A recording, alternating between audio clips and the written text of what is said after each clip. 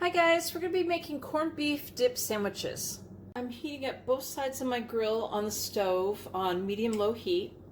I have 4 French sandwich rolls and I have some melted salted butter, and I'm going to be brushing them down with the butter and then sticking them on the grill.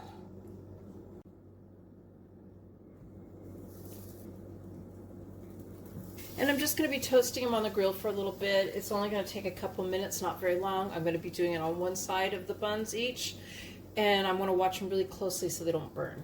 So those are done toasting. I'm going to move them off to the side and start on the next part. So in a crock pot, I cooked a corned beef brisket, flat point, just following the directions of the package. I didn't do anything differently. And then I strained the juice. I put the meat in the platter and I strained the juice and discarded the stuff that I strained. I strained the juice into a large saucepan.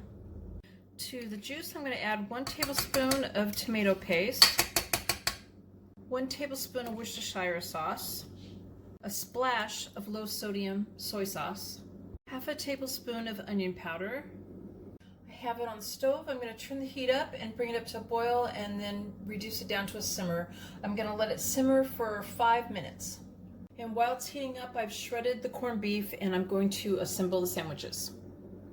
I'm going to put 2 slices of Swiss cheese on the bottom half of the bread.